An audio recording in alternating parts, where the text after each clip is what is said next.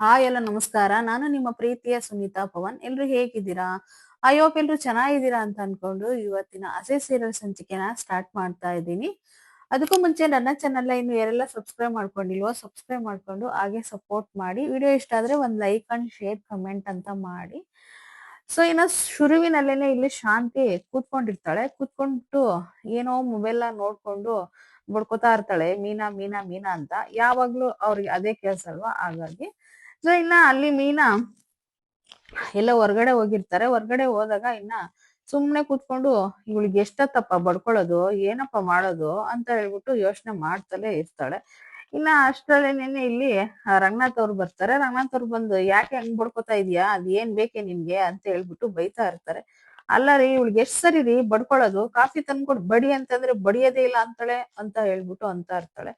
So ಇನ್ನು ಅಷ್ಟರಲ್ಲಿ ಸೂರ್ಯ ಬರ್ತಾನೆ. ಸೂರ್ಯ ಬಂದ ತಕ್ಷಣ, ನೋಡಪ್ಪ ಸೂರ್ಯ, ಒಂದ್ ಕೆಲ್ಸ ಮಾಡು, ಇದ್ರಲ್ಲಿ ಶರ್ಟ್ ಇದೆ, ಶರ್ಟ್ ನ ತಗೊಂಡ್ ಹೋಗ್ಬಿಟ್ಟು ನೀಟಾಗಿ ಡ್ರೈ ಕ್ಲೀನ್ ಮಾಡಿಸ್ಕೊಂಡು ನೀಟಾಗಿ ಐರನ್ ಮಾಡಿಸ್ಕೊಂಡು ತಗೊಂಡ್ ಬರಗಪ್ಪ ಹೋಗಿ ಅಂತ ಹೇಳಿದಾಗ, ಓಹೋ ಏನು ಮೀನಾಗೆ ಕೆಲ್ಸ ಜಾಸ್ತಿ ಆಗುತ್ತಂತ ಹೇಳ್ಬಿಟ್ಟು ಡ್ರೈ ಕ್ಲೀನ್ ಮಾಡಿಸ್ತಾ ಇದ್ದೀರಾ ಹಾಗಾದ್ರೆ ಅಂತ ಹೇಳ್ಬಿಟ್ಟು ಕೇಳಿದಾಗ, ಹಾಗೆ ಅಂದ್ಕೋ ಅಂತ ಹೇಳಿ ರಂಗನಾಥ್ ಹೇಳ್ತಾರೆ. ಸೊ ಇನ್ನ ಹಂಗಂದ ತಕ್ಷಣ ಇಲ್ಲಿ ಏನ್ಗೆ ಇಷ್ಟೊಂದೆಲ್ಲ ಪ್ರಿಪ್ರೇಷನ್ ಅಂತ ಕೇಳಿದಾಗ, ಏನಿಲ್ಲ, ಸ್ಕೂಲಲ್ಲಿ ಒಂದು ಫಂಕ್ಷನ್ ಇದೆ, ಆ ಫಂಕ್ಷನ್ಗೆ ಹೋಗ್ಬೇಕು ಅಂತ ಹೇಳ್ಬಿಟ್ಟು ರಂಗನಾಥ್ ಹೇಳಿದ ತಕ್ಷಣ ಇಲ್ಲಿ ರೋಹಿಣಿಗೆ ತುಂಬಾ ಶಾಕ್ ಆಗಿ ನಿಂತ್ಕೊಂಡಿರ್ತಾರೆ ಕೇಳಿಸ್ಕೊಂಡು. ಸೊ ಯಾಕಂದ್ರೆ ಕೃಷಿ ಇರೋದ್ ಅದೇ ಸ್ಕೂಲಲ್ಲೇ ಅಲ್ವಾ, ಇವರು ರಂಗನಾಥ್ ಅವ್ರ ಅಲ್ಲೇ ಹೋಗ್ತಿರೋದ್ರಿಂದ ಅವಳಿಗೆ ತುಂಬಾನೇ ಶಾಕ್ ಆಗುತ್ತೆ. ಇನ್ನ ಹಂಗ ಅನ್ಕೊಂಡು ಇವ್ರು ಮಾತಾಡ್ಕೊಂಡು ಕಂಟಿನ್ಯೂಸ್ ಆಗಿ ಮಾತಾಡ್ತಾ ಇರ್ತಾರೆ. ಸೊ ಹಿಂಗೆ ಮಾತಾಡ್ಕೊಂಡು ನಗ್ತಾ ಇರ್ತಾರೆ. ಅಲ್ಲ, ಏನ್ ಇಷ್ಟೊಂದೆಲ್ಲ ರೆಡಿ ಆಗ್ತಾ ಇದ್ದೀರಾ, ಏನ್ ಸಮಾಚಾರ ಏನು ಅಂತ ಶಾಂತಿ ಹೇಳ್ದಾಗ, ಅಲ್ಲಿ ಇವ್ರು ಸೂರ್ಯ ಇದ್ಕೊಂಡು ತಮಾಷೆಗೆ, ಅಪ್ಪೋ ನೀನು ತುಂಬಾ ಚೆನ್ನಾಗಿ ರೆಡಿಯಾಗಿ ಹೋಗ್ತೀಯಲ್ಲ, ಅಲ್ಲಿ ಯಾರಾದ್ರೂ ನಿನ್ಗೆ ಟೀಚರು ಗೀಚರ್ ಇರ್ತಾರಲ್ಲಪ್ಪ, ಅವ್ರ ಏನಾದ್ರು ಲೈನ್ ಗೀನು ಅಂತ ಅಂದಾಗ ಶಾಂತಿ ಇದ್ಕೊಂಡು ಪೊಕ್ಕ ಪೊಕ್ಕ ನಗ್ತಾ ಇರ್ತಾಳೆ. ಓ ಯಾಕೋ ಹಿಂಗ್ ನಗ್ತಾ ಇರೋದು, ನಮ್ಮ ಅಪ್ಪಾಜಿ ನೋಡಿ ನೀವು ಅಂತ ಹೇಳಿ ಇಲ್ಲಿ ಸೂರ್ಯ ಹೇಳ್ತಾ ಇರ್ತಾನೆ. ಯಾಕ, ನಿಮ್ಮ ಅಪ್ಪನ್ಗೆ ನಾನ್ ಬಿದ್ದಿರೋದೇ ಒಂದು ದೊಡ್ಡ ವಿಷಯ, ಇನ್ನ ಹುಡ್ಗಿಯರ್ ಬೇರೆ ಬೀಳ್ತಾರ ನಿನ್ಗೆ ಅಂತೇಳಿ ಈ ರೀತಿ ಎಲ್ಲ ಕಾಮಿಡಿ ಮಾಡ್ಕೊಂಡು ನಗ್ತಾ ಇರ್ತಾರೆ. ನಮ್ಮ ಅಪ್ಪನೇ ಅವಮರ್ಯಾದೆ ಮಾಡ್ತೀನಿ ನೀನು, ಹಾಗೆ ಹೀಗೆ ಅಂತ ಸೂರ್ಯ ಹೇಳ್ತಿರ್ತಾನೆ. ಅವ್ರಿಬ್ರು ತಮಾಷೆ ತುಂಬಾ ಚೆನ್ನಾಗಿ ಕಂಟಿನ್ಯೂಸ್ ಆಗಿ ಹೋಗ್ತಾ ಇರುತ್ತೆ. ಸೊ ಇಲ್ಲಿ ಒಂದ್ ಕಡೆನ ಮನೋಜ್ ಏನ್ ಮಾಡ್ತಾನೆ ಅಂದ್ರೆ, ಶೋರೂಮ್ ಅಲ್ಲಿ ಇರ್ತಾನೆ. ಅಲ್ಲಿಗೆ ರೋಹಿಣಿ ಬರ್ತಾಳೆ. ರೋಹಿಣಿ ಬಂದ್ಬಿಟ್ಟು, ಮನೋಜ ಮಡಿಕೇರಿಗೆ ಹೋಗ್ತೀನಿ ಅಂತ ಹೇಳಿದ್ವಲ್ಲ, ಮಡಿಕೇರಿಗೆ ಹೋಗೋಣ ಬಾ ಅಂತ ಹೇಳ್ಬಿಟ್ಟು ಕರೆಯಕ್ ಹೋಗ್ತಾಳೆ.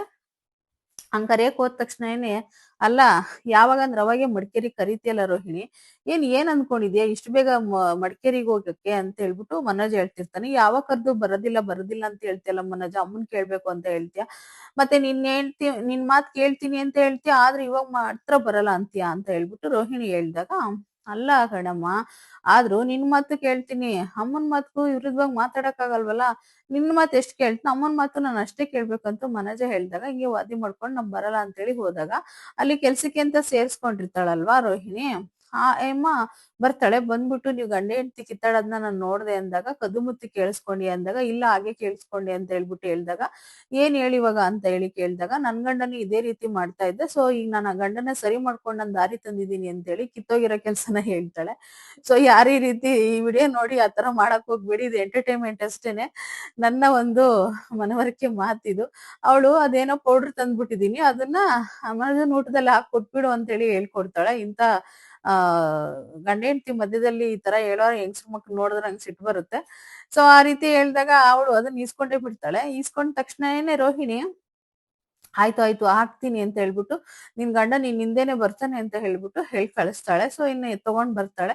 ಸೊ ಇಲ್ಲಿ ಸೂರ್ಯ ಯಾರನ್ನ ಪ್ಯಾಸೆಂಜರ್ನ ಕರ್ಕೊಂಡು ಹೋಗ್ತಾ ಇರ್ತಾನೆ. ಹಿಂಗೆ ಅವರು ಎಲ್ಲಿಗೆ ಹೋಗ್ಬೇಕು ಏನು ಅಂತೆಲ್ಲ ಮಾತಾಡಿದಾಗ, ನನ್ ತಮ್ಮನ್ಗೆ ಹೆಣ್ ನೋಡಕ್ ಹೋಗ್ತಾ ಇದೀವಿ, ಆ ಹೆಣ್ಮಗುಗೆ ಹೂವ ತಗೊಂಡ್ ಹೋಗ್ತಿದೀವಿ ಅಂದಾಗ, ಹೆಣ್ಮಗುಗೆ ಎಷ್ಟೊಂದು ಹೂವ ತಗೊಂಡ್ ಹೋಗ್ತೀರಾ ಅಂತ ಸೂರ್ಯ ಕೇಳಿದಾಗ, ಇಲ್ಲಪ್ಪ ಅವ್ರ ಮನೇಲಿ ಎಲ್ಲರಿಗೂ ತಗೊಂಡ್ ಹೋಗ್ತಾ ಇದೀವಿ, ಯಾಕೆಂದ್ರೆ ಅವ್ರ ಹೆಣ್ಣು ಎತ್ತು 25 ವರ್ಷ ಸಾಕಿ ಎಲ್ಲಾ ಮಾಡಿ ನಮ್ಗೆ ಕೊಟ್ಟಿರ್ತಾರಲ್ಲಪ್ಪ, ಹೆಣ್ಣ ನಾವ್ ಅವ್ರಿಗೆ ಹೂವ ಕೊಡೋದ್ ಬೇಡ್ವಾ, ಒಂದ್ 10 ಮೊಳ ಹೂವ ತಗೊಂಡೋಗ್ ಕೊಡೋದ್ ಬೇಡ್ವಾ, ಅವರು ಅಷ್ಟೊಂದೆಲ್ಲ ಸಾಕಿ ಸಲ್ವಿ ಕೊಟ್ಟಿರ್ತಾರ ಅಂತ ಹೇಳಿ ಅವ್ರು ಹೇಳಿದಾಗ, ಹೌದಮ್ಮ, ಹೆಣ್ಣು ಅಂದ್ರೆ ಕಣ್ಣು, 25 ವರ್ಷದವರೆಗೂ ಎಲ್ಲಾ ಆಸೆ ಕನಸ್ಕೊಳ್ಳ ಎಲ್ಲಾ ಬಿಟ್ಬಿಟ್ಟು ಮನೆ ಬಂದು ನಮ್ಗೋಸ್ಕರ ಎಲ್ಲಾ ಕೆಲ್ಸ ಮಾಡಿ, ನಾವ್ ಇಷ್ಟಪಟ್ಟಂಗಿದ್ದು, ನಾವ್ ಇಷ್ಟ ತರಾನೇ ಇದ್ದು, ಈ ರೀತಿ ಎಲ್ಲಾ ಹೊಗಳ್ತಾ ಇರ್ತಾನೆ.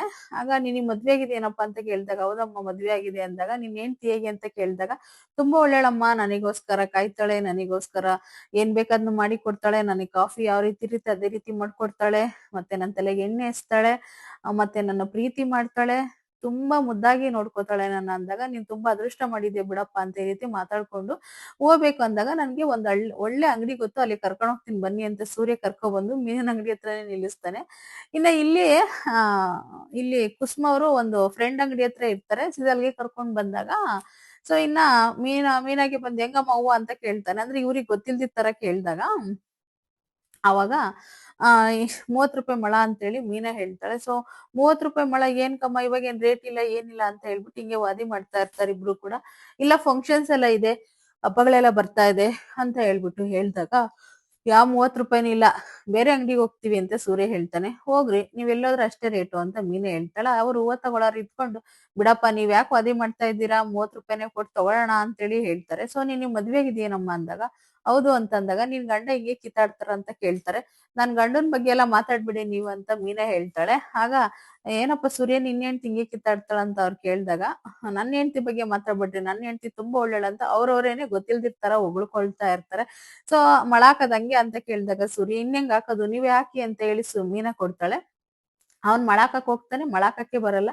ಆಗ ನಗ್ತಾ ಇರ್ತಾಳೆ ಮೀನಾ. ಆಗ ಇನ್ನೇನು, ಬನ್ರಿ ಕೊಡ್ರಿ ನಿಮಗ್ ಬರಲ್ಲ ಅಂತ ಹೇಳಿ ಅವಾಗ 10 ಮೊಳ ಕೊಡ್ತಾಳೆ. ಅವ್ರು ದುಡ್ಡು ಕೊಡಕ್ ಹೋದ್ರೆ 500 ರೂಪಾಯಿ ಕೊಡ್ತಾರೆ. ಚೇಂಜ್ ಕೊಡಿ ಅಂತ ಅಂದಾಗ ಚೇಂಜ್ ಇರಲ್ಲ. ನಾನೇ ಕೊಡ್ತೀನಿ ಅಂತ ಚೇಂಜ್ ಇಸ್ಕೊಂಡ್ ಬರಕ್ಕೆ ಅಂತ ಸೂರ್ಯ ಹೋದಾಗ, ಸೊ ನೀವ್ ಕುತ್ಕೊಂಡಿರಿಯಮ್ಮ ನಾನ್ ಚೇಂಜ್ ತಂದು ಕೊಡ್ತೀನಿ ಅಂತ ಹೇಳಿ ಸೂರ್ಯ ಹೇಳ್ದಾಗ, ಏನ್ರಿ ಈ ರೀತಿ ಅವತಾರ ಮಾಡ್ಕೊಂಡ್ ಬಂದಿದ್ದೀರಾ ಅಂತ ಹೇಳ್ದಾಗ, ಸುಮ್ನೆ ಕಣೆ ಇದೇ ರೀತಿ ಪ್ಯಾಸೆಂಜರ್ ಮಾತಾಡ್ತಾ ಇದ್ರು, ನನ್ ಗಿಳಿನೂ ನೋಡ್ದಂಗ ಆಗುತ್ತೆ ನಿನ್ನನು ಅಂತ ಹೇಳ್ಬಿಟ್ಟು ಈ ರೀತಿ ಕರ್ಕೊಂಡ್ ಬಂದೆ ಅಂತ ಸೂರ್ಯ ಕಾಮಿಡಿ ಮಾಡ್ತಾ ಇರ್ತಾನೆ.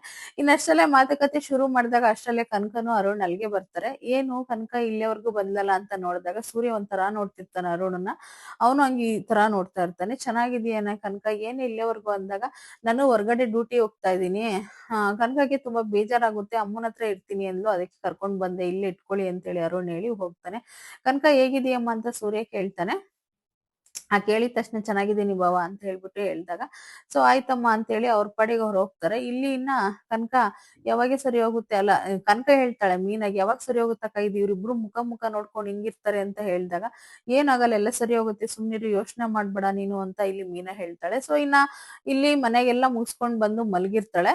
ಅವಾಗ ಇವನು ಸೂರ್ಯ, ನೀನು 3 ದಿನ ಬಿಟ್ಟಿರ್ಲಿಲ್ವಲ್ಲ, 3 ದಿನದಿಂದ ಒಂದೇ ಸಮ ಮಾತಾಡ್ತಲೇ ಇದ್ವಿ, ಆದ್ರೂ ಮಾತುಗಳೇ ಮುಗಿತಾ ಇಲ್ವಲ್ಲ, 3 ತಿಂಗಳು ಏನಾದ್ರು ಬಿಟ್ಟೋಗ್ಬಿಟ್ರೆ ಇನ್ ಎಷ್ಟು ಡೈರಿನೇ ಬರಿಬೋದಲ್ವಾ ನಾನು ಅಂತ ಸೂರ್ಯ ಹೇಳ್ತಿರ್ತಾನೆ. ಸೊ ಇನ್ನ ಅವಳಂತೂ ರೀ ನಂಗೆ ನಿದ್ದೆ ಬರ್ತಿದೆ ರೀ, ನನ್ಗೆ ನಿದ್ದೆ ಬರ್ತಿದೆ ರೀ, ಪ್ಲೀಸ್ ರೀ ಅಂತೇಳಿ ರಿಕ್ವೆಸ್ಟ್ ಮಾಡ್ತಾ ಇರ್ತಾಳೆ. ಇವನ್ ಸುಮ್ನೆ ಒಂದೇ ಸಮ ಅದು ಇದು ಮಾತಾಡ್ತಾ ಇರ್ಬೇಕಾದಾಗ ಮೀನೇ ನಿದ್ದೆ ಹೋಗ್ಬಿಟ್ಟಿರ್ತಾಳೆ. ಅಯ್ಯೋ ಯಾಕೆ ನಾನ್ ಮಾತಾಡಿದ್ರು ಕೂಡ ಹೊಗಳ್ತಾ ಇದ್ರು ಕೂಡ ಸುಮ್ನೆ ಇದ್ದಾಳಲ್ಲ ಅಂತ ಎದ್ ನೋಡಿದಾಗ ಅವ್ನ ಅಲ್ಲೇ ಮಲ್ಗಿರ್ತಾಳೆ ಅವಳು. ಸೊ ಇನ್ನ ಇವಳು ಮಲ್ಗಿದಾಳಲ್ಲ, ನನ್ಗೆ ಏನ್ ಮಾಡಿ ನಿದ್ದೆ ಬರ್ತಿಲ್ವಲ್ಲ, ಒಂದ್ ಕ್ವಾರ್ಟರ್ ಆದ್ರೂ ಹಾಕೊಂಡ್ ಬಂದ್ರೆ ಚೆನ್ನಾಗ್ ಬರ್ತಿತ್ತೋ ಏನೋ ನಿದ್ದೆ ಅಂತ ಅನ್ಕೊಂಡು ಅಲ್ಲಿ ಒಂದು ಕಾಮಿಡಿ ಮಾಡ್ಬಿಡ್ತಾನೆ ಸೂರ್ಯ. ಸೊ ಇವಳು ಏನಾದ್ರು ಒಂದ್ ಕಿತಾಪತಿ ಮಾಡ್ಬೇಕು ಅಂತ ಅನ್ಕೊಂಡು ಅವನು ಒಂದ್ಸರಿ ನನ್ ಗಂಡ್ಸಾಗಿದ್ರೆ ಏನ್ ಮಾಡ್ತಿದ್ದೆ ಗೊತ್ತಾ ಅಂತಿರ್ತಾಳೆ, ಅದನ್ನ ನೆನಪು ಮಾಡ್ಕೊಬಿಟ್ಟು ಅವಳ ಮುಖದ ಮೇಲೆ ಮೀಸೆ ಬರ್ದ್ ಬಿಡ್ತಾನೆ. ಅವಳು ಮಿಸ್ ಕಾಡಿದ್ರೆ ಬಿಡೋದಿಲ್ಲ, ಆ ರೀತಿ ಮೀಸೆನೆಲ್ಲ ಬರ್ದು ಬಿಡ್ತಾನೆ ಅವಳಿಗೆ.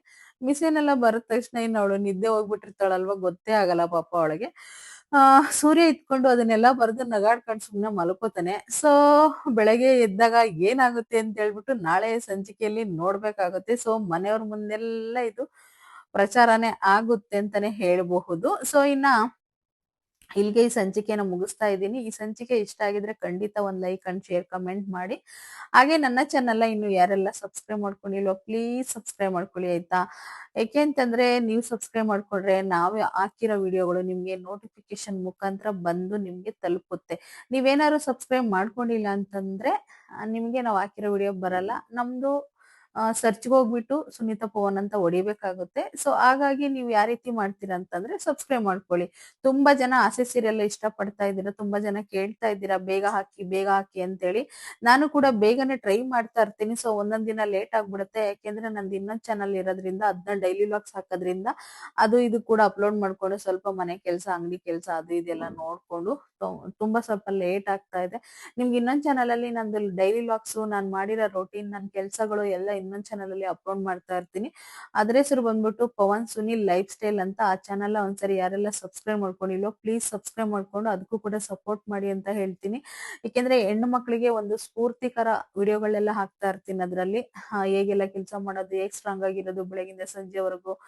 ನಾನು ಇಷ್ಟೊಂದೆಲ್ಲ ಯೂಟ್ಯೂಬ್ ಚಾನೆಲ್ ನೋಡ್ಕೊಂಡು ಅಂಗಡಿ ಮನೆನೆಲ್ಲ ಮೇಂಟೆನೆನ್ಸ್ ಮಾಡ್ಕೊಂಡು ಇರ್ತೀನಲ್ವಾ, ಅದನ್ನೆಲ್ಲ ನಾನು ಯಾವ ರೀತಿ ಮೇಂಟೆನೆನ್ಸ್ ಮಾಡ್ತೀನಿ ಅಂತ ಹೇಳ್ಬಿಟ್ಟು ವಿಡಿಯೋಗಳೆಲ್ಲ ಅಪ್ಲೋಡ್ ಮಾಡ್ತಿರ್ತೀನಿ. ಅದನ್ನು ಒಂದ್ಸರಿ ನೋಡಿ ಸಬ್ಸ್ಕ್ರೈಬ್ ಮಾಡ್ಕೊಳ್ಳಿ. Thank you.